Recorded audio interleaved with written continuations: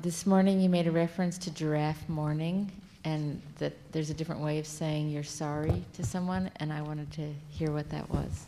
Okay, let's real quick look at what I mean by giraffe mourning. Think of something you did that you wished you hadn't done. And identify, recall as best you can how you talked to yourself when you said it, or did it, whatever you did. So, what did you do that you wished you hadn't done after you had done it? And give me a sample of what you said to yourself when you did it. You have one in mind?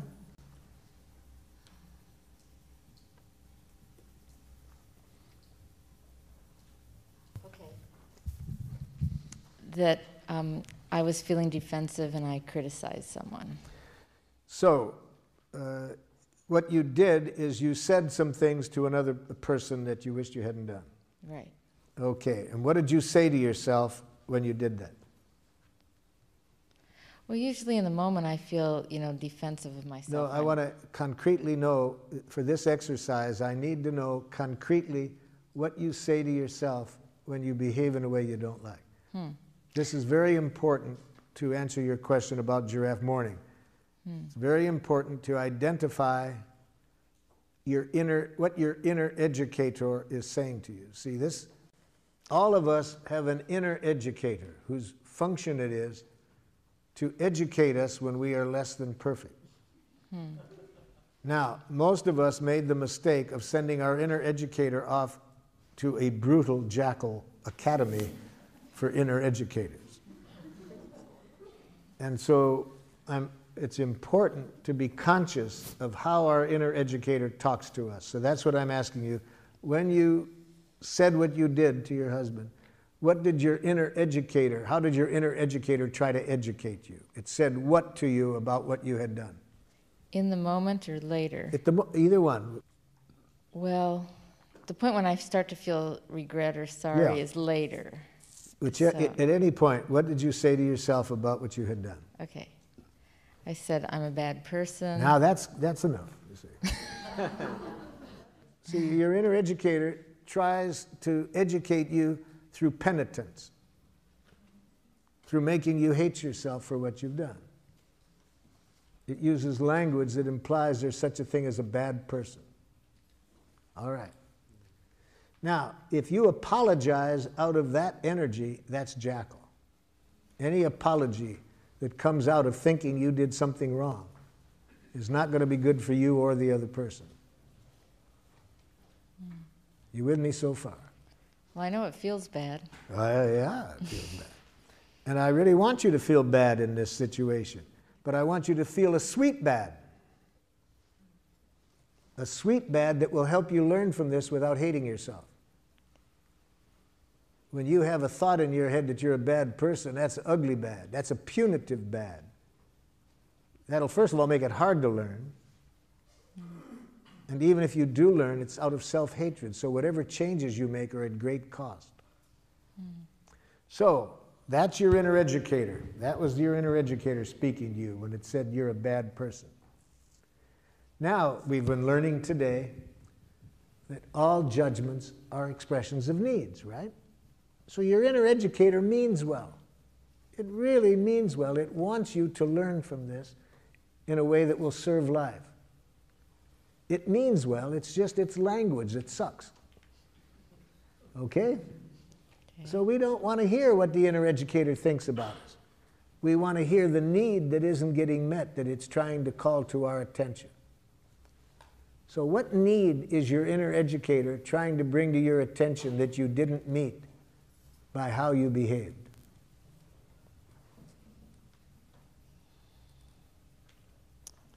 A need to be in relationship with the other person. A need, in what kind of relationship? A mutual understanding, respectful. Right. So it didn't meet your need for respecting and understanding the other person. Yeah. And how do you feel when that need isn't met?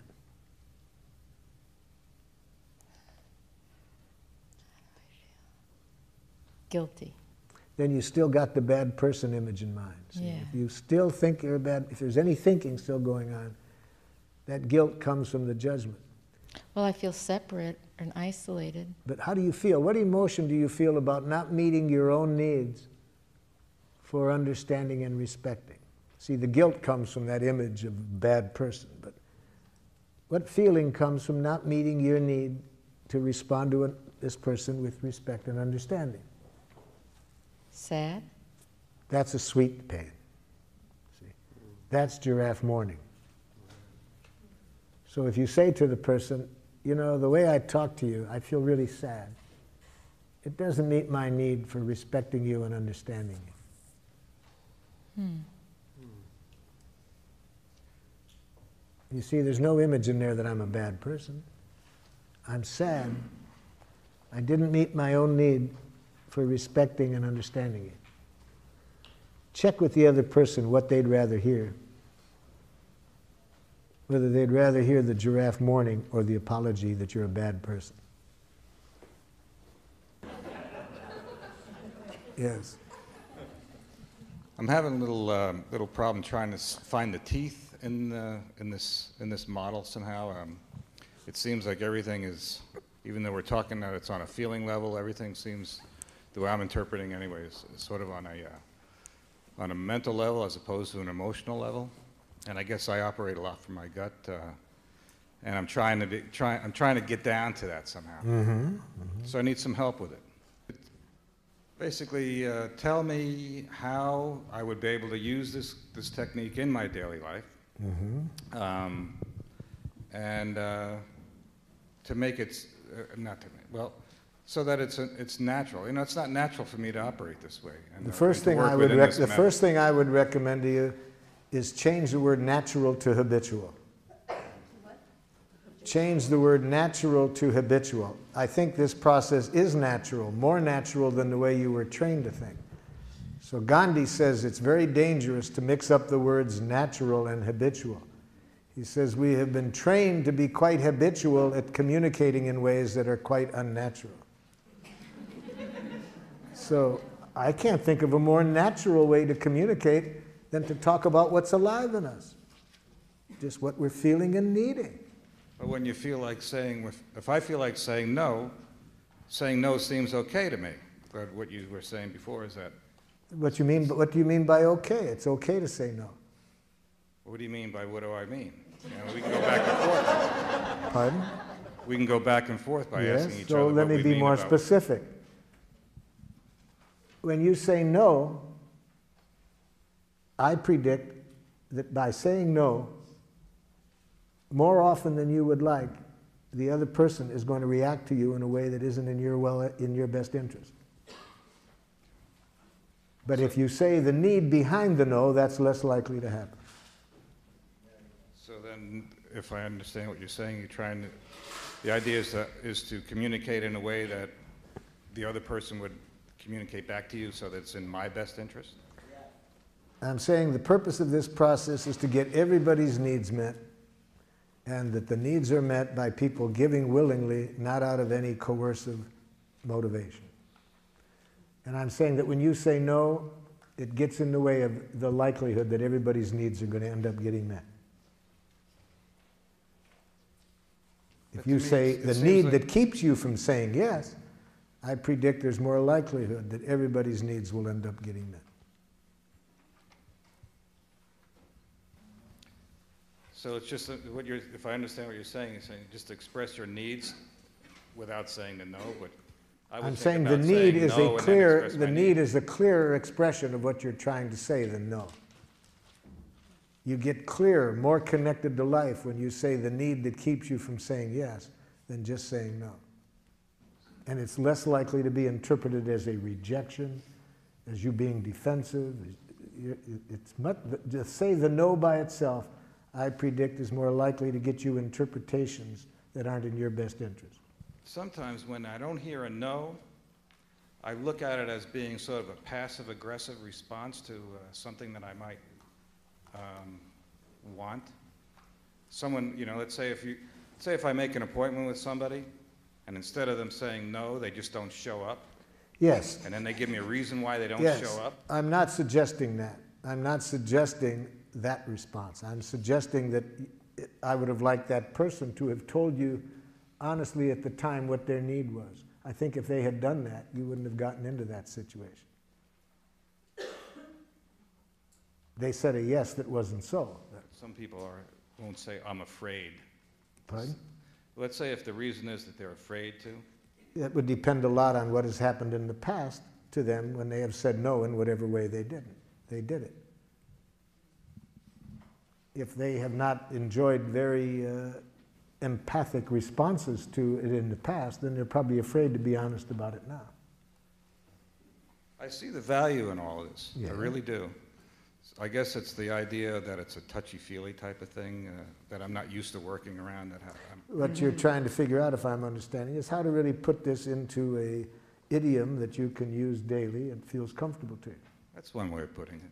Yeah. Yeah. And so in our training, we first show people how to develop the literacy and then how to put it into their regular language. I had a student traveling with me, and he wanted to give me a gratitude, okay? And he liked something I did. I was really working a group hard. And during the break, he said, "Dictator." That was Giraffe. Because he knew that I knew what he was reacting to. He knew I wouldn't hear a judgment. He knew I would guess in there what he was feeling and needing. You see, so he could say that to me, dictator. So after we really know how to clearly identify our feelings, needs, requests, then we can start to put it into a language that can connect us with the people we're speaking with. But at this stage of the day, after one day, I'm still working with you on making sure you understand what a feeling and a need is, because if you don't really understand that, it's going to be hard to know how to then put it into your idiom. I guess I'm a recovering New York jackal, you know. I'm getting the impression that apology isn't really the best service of being a giraffe. And I'd like to know if you could model, I'd like to see you model for me an acknowledgement of missing the mark, sinning courageously. If you recall earlier, I showed an example of that where I showed the person saying, "I feel sad. I would have liked to have responded with more understanding than I did." So you're not using the word "I'm sorry." You're saying "I'm sad." You're telling your It's feelings. not so much the word "I'm sorry." What we shifted from was thinking that I did something wrong, that it was bad. It's that thinking that is the problem. And the "I'm sorry" follows from that thinking. So it's not just that I don't say "I'm sorry," I say "I'm sad." If I'm sad. See, the word "I'm sorry" means almost nothing. Right, people can say that and not feel anything. You say that to buy forgiveness. So if I'm feeling sad, I say that. I'm feeling sad. I would have liked to have been more aware of your needs, for example, where I didn't take the person's needs into consideration. But I don't say, "I'm sorry, that was inconsiderate of me." There's no self-blame. I didn't do anything wrong.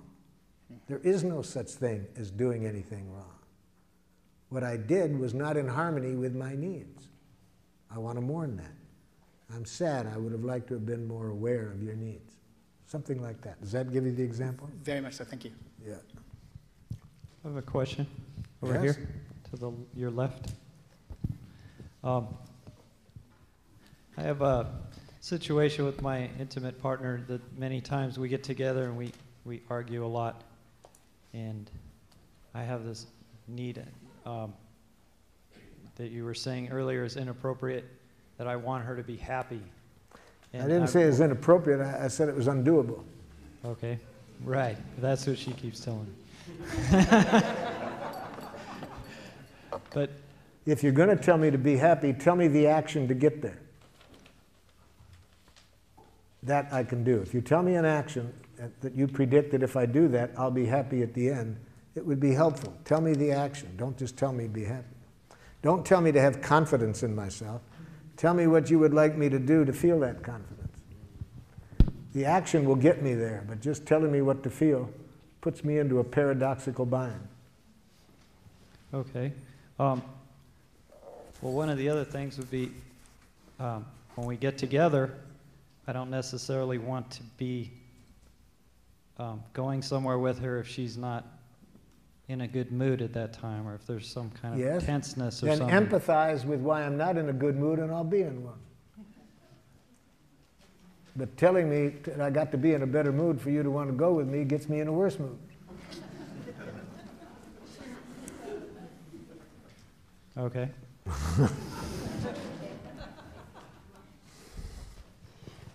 I'm wondering if there's some times when it's over here.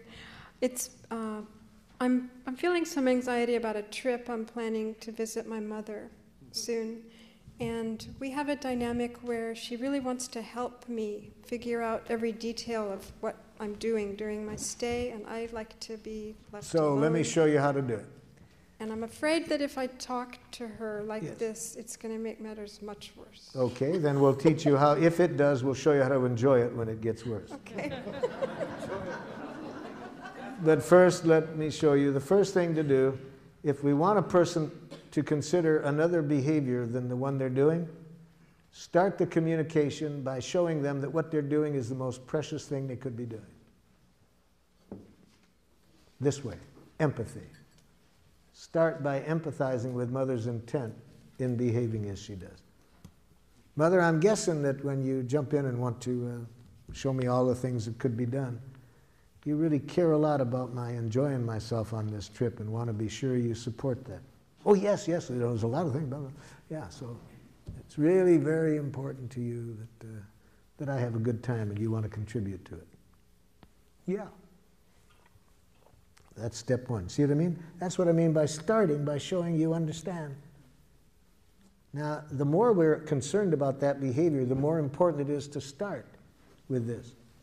See, that's why when I work in prisons and this person has been sexually molesting people or raping people, if I would like this person to find another way of behaving, the first thing I got to do is make sure they don't hate themselves for what they're doing. The more they hate themselves for what they're doing, the more they'll continue doing it. So I start by empathizing with what their needs are in doing it. Okay, so you got that step. The next step, what we started off the day with, I tell honestly how I feel. And Mom, I'm feeling torn right now because I'm grateful for your intent. But I really have a need to kind of make my own choices here because I think it'd be very hard for anybody else to really know what I need, and I need this space to figure it out for myself. So would you tell me what you heard me say, Mother, so I can see if I'm making myself clear?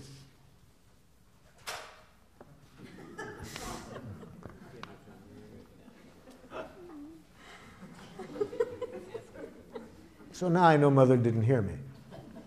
Now I know Mother didn't hear my needs. She probably heard a rejection. She probably heard that she's not valued. But it's important that I not think that her reaction is because of what I said. If I express my feelings and needs, it would be impossible for a person to react this way if they heard it. They would have gotten a gift. They would have the eyes of a little child getting a gift from Santa Claus. That doesn't look like what Mother's looking like right now. So Mom, could you tell me what you just heard me say? You don't want me. So you heard it kind of as a rejection, Mother. Of course, how else could I have heard it? Well, thank you for telling me you heard it as a rejection, Mother. Notice I didn't say, that isn't what I said. See, if you want to have people understand you differently, never tell them, you're misunderstanding me. Never say, that isn't what I said. Say, thank you for telling me that's what you heard. I can see I didn't make myself clear. I'd like to try again, Mother. As I do value very much your offering to help, but I have a need to kind of get my own needs clear and structure my own time. Can you tell me what you hear me say? So you think I don't have any intelligence about helping you. Thank you for telling me that's what you're hearing, Mother. I'd like you to hear it differently. I'd like you just to hear my needs, that I have a real need to kind of sort things out for myself and structure my own time. Could you tell me what you heard? See? You have a need to kind of get clear for yourself what you want and to figure things out. Thank you, Mother. See how easy it is to get empathy from a jackal? Just about 3 ear pulls and I got it, right?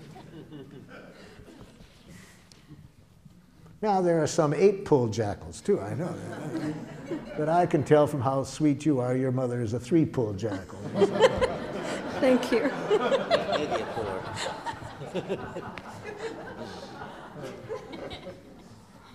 Yes.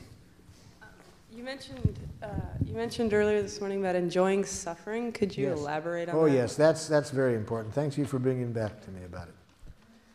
Okay, a friend of yours says this to you. I'm a nothing.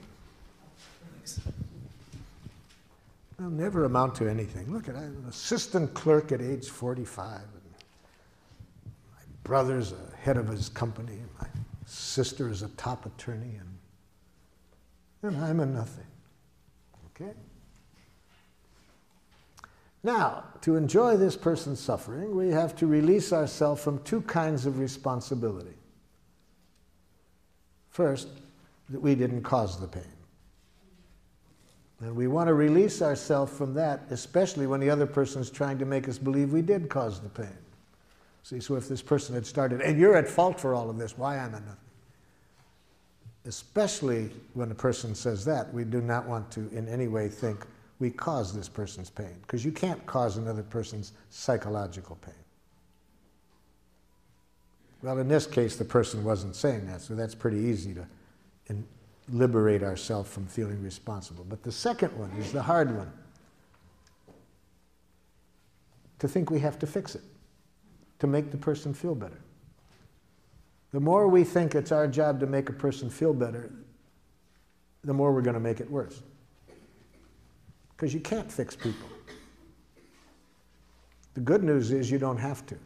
There is a very powerful healing energy always available if we don't block it. And how do we block that energy? By trying to fix things ourselves. So how do we help that energy do the job? By empathy. And empathy requires presence, just to be present. When we are just present, when we are remembering the Buddha's advice, don't do something, stand there. When we do that, and that energy works through us, there is a precious connection between that person and us. And that precious connection is what I mean by enjoy the pain, to enjoy that precious connection.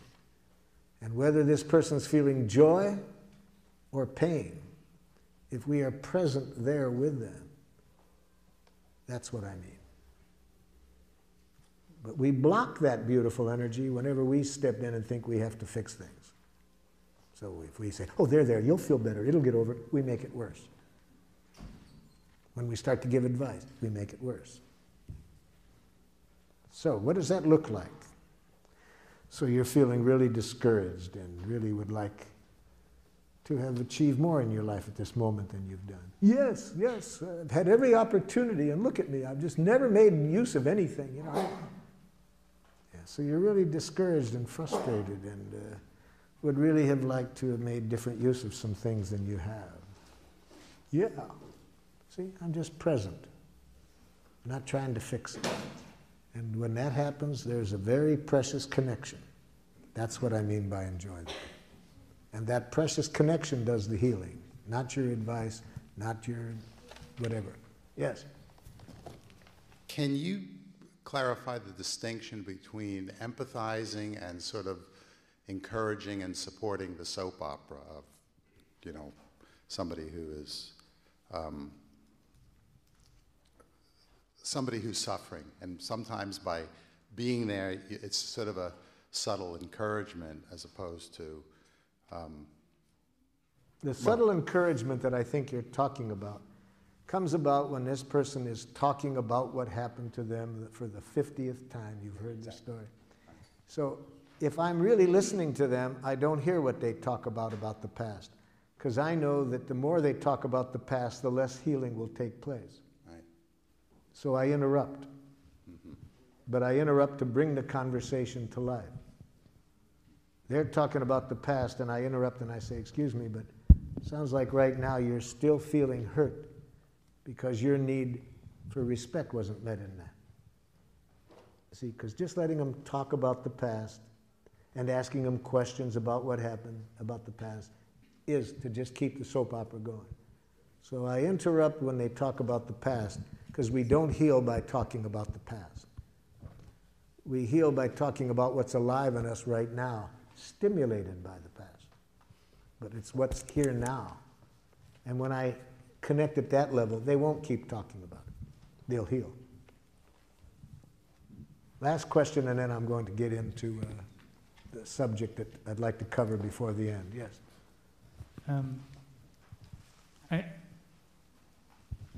You talk about having, let's see, that someone else cannot cause our emotional pain. That's right. And I think about the abuse that I grew up with and that I see in Yes. a lot of families, Yes. and the suffering that I've Yes. experienced throughout my life, and Yes. through my recovery and all that. And yes, and other people were a stimulus for your suffering. And you were a participant by how you dealt with it. For example, if you followed me in my work, you would see this very clearly.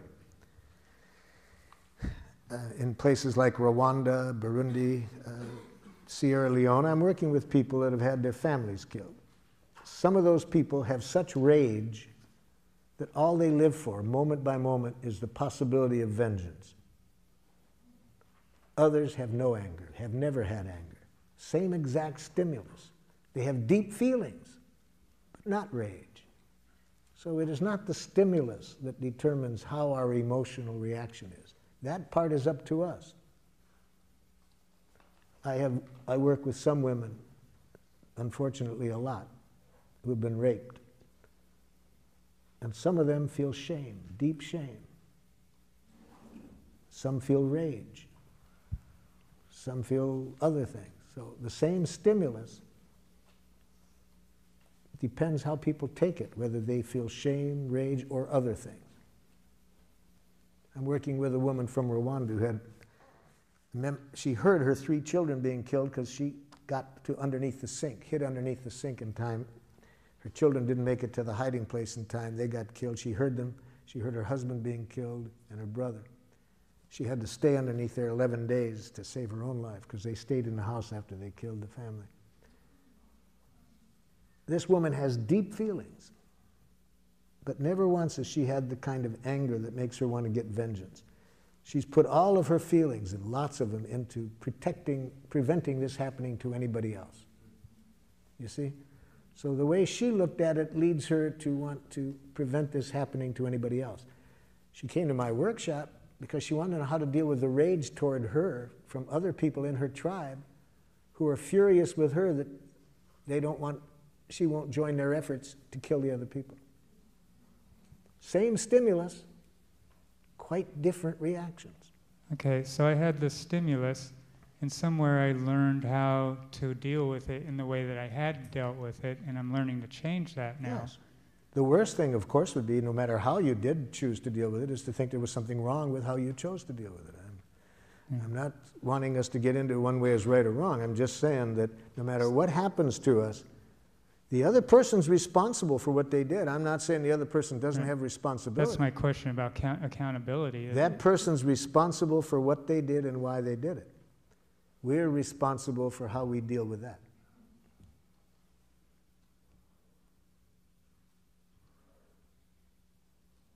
Okay?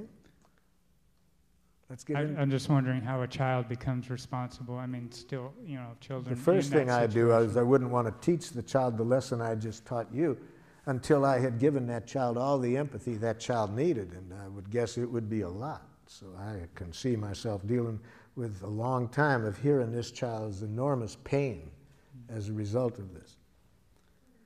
But then, in the course of this, I would be seeing this child having some pain created by how they looked at it.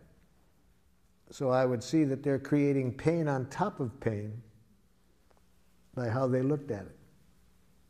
So, after the child had all the empathy he or she needed, then I would do what I could to get them to see it in a way that wouldn't create unnecessary pain for themselves.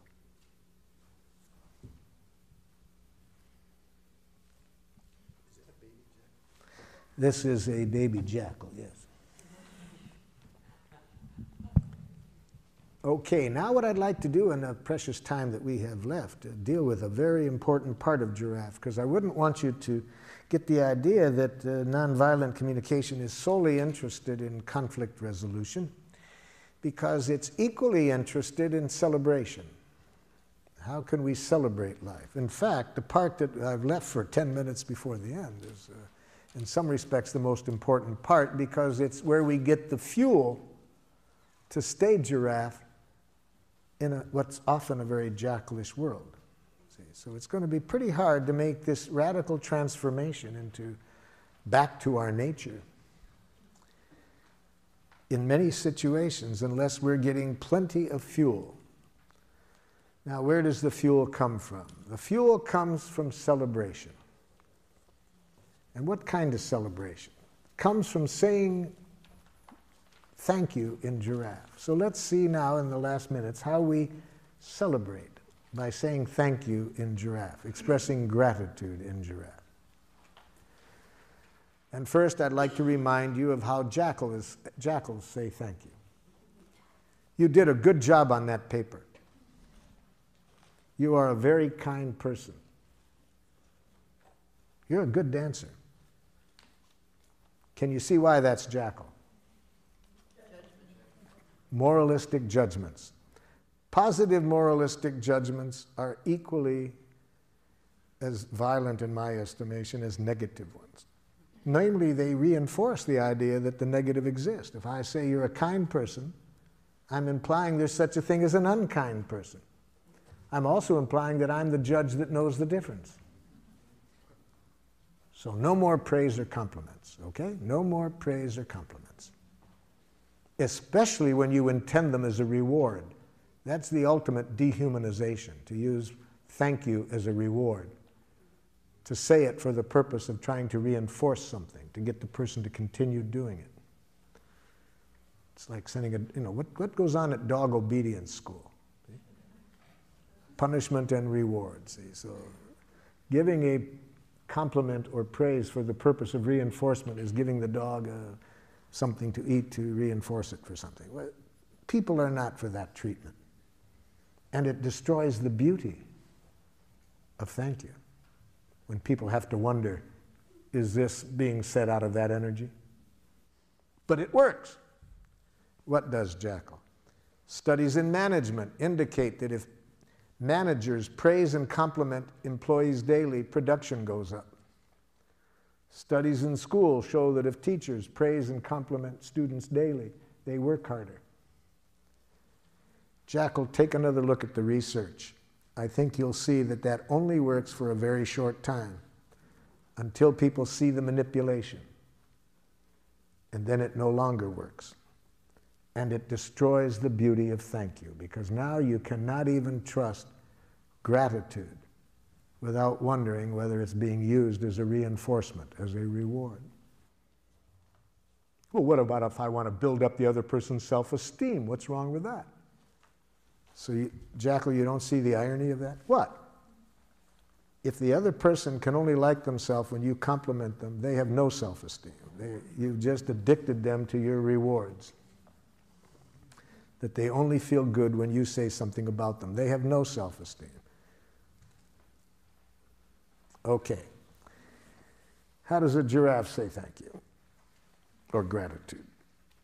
First, there's three things that are involved in a giraffe expression of gratitude that give us energy to keep being a giraffe.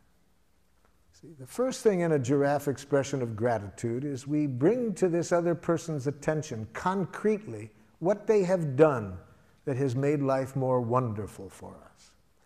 See, that's what we need to do daily. We need to bring our consciousness and attention to the power that each one of us has to make life more wonderful. Each of us is a powerhouse. We have words that have the power to contribute to making people's lives more wonderful. We have touch. We can touch people in ways that can make life more wonderful. We can provide services for people. We are powerhouses. The more we remember this, we'll not get caught up in any violent games. Why would we use our energy any way other than to make life wonderful when we remember that we have this power? So that's one thing we got to make clear in our expression of gratitude. Specifically what the person did, not some vague generality. For example, a woman in Geneva, Switzerland came up to me at the end of a workshop. Here's what she said to me. "You're brilliant." I said, "It doesn't help." She said, "What do you mean?" I said, "You know, ma'am, I have been called a lot of names in my life. Really, I have. Some positive and some far less than positive. And I can never recall learning anything valuable by somebody telling me what I am. I think there's zero information value in being told what you are. And great danger, you might believe it. And it's just as dangerous to believe that you're smart as that you're stupid. Both of them reduce you to a thing. You see, we're much more than either of those. But I can see in your eyes that you want to express some gratitude. Yes, and I want to receive it, but it doesn't help me to be told what I am. Well, what do you need to hear? What did I do to make life more wonderful for you? Well, you're so intelligent. No, it doesn't help. Doesn't help. What did I do? Oh, I got you. She opens up her notebook. She showed me 2 things that I had said that she had written down. She put a big star by them. See, that helps me now. Okay, that helps me to know that somehow my saying those 2 things made this person's life more wonderful. So that's the first thing we need to say in appreciation. We need to bring to the person's attention concretely what they did that made life more wonderful. Second, at the moment we're giving the gratitude, to say how we feel at that moment about the person having done that. So I said to this woman, "Could you tell me how you feel now as a result of my having said those 2 things?" She said, "Hopeful and relieved." Oh, hopeful and relieved. That gives me much more than telling me what I am, that I'm brilliant.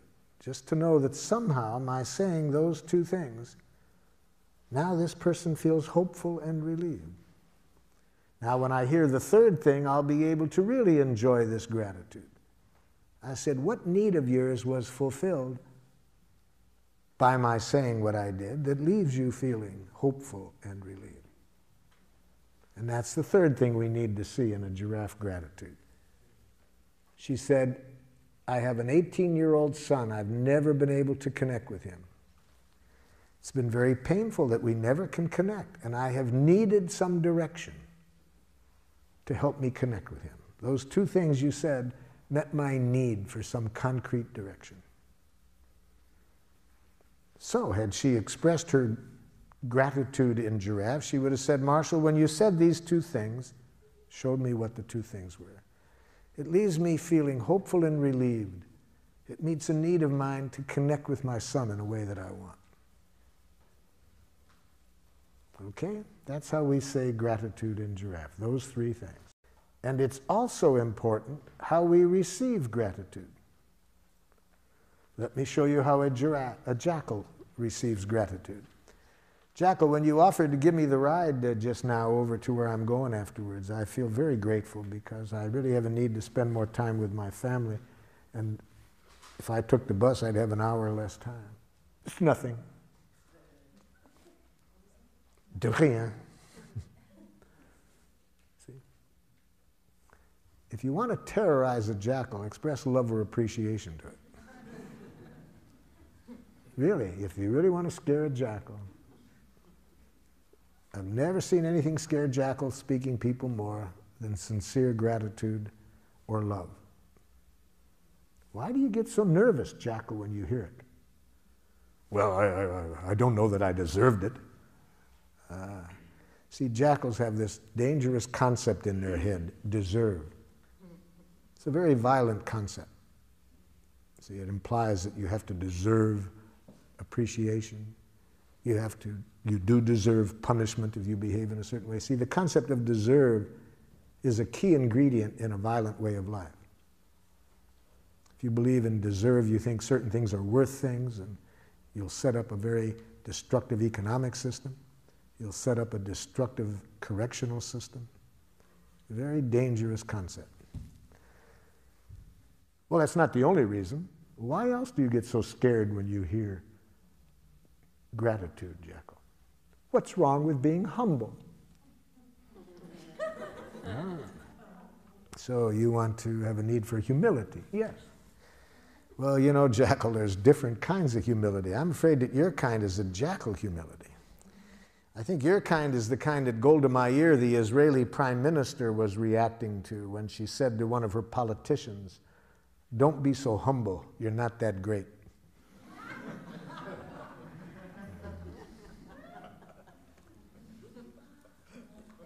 But the main reason that I believe that gratitude is so scary for many of us to receive is beautifully and poetically written in A Course in Miracles, where they say it's our light, not our darkness, that scares us the most. See, having been educated in this jackal way to hate ourselves, to think there's something wrong with us, it's a big jump to really see what I was saying, that we have enormous power to make life wonderful. And there's nothing we enjoy doing more than exercising that power. That's unfortunately, a pretty big jump for us to come to, but we can come to it. So that's how we say gratitude: observation, feeling in need, same literacy. Make sure it's coming from the heart to celebrate, and never to praise, compliment, reward. So any last comments or questions before our time runs out? I'm grateful for all your time and attention.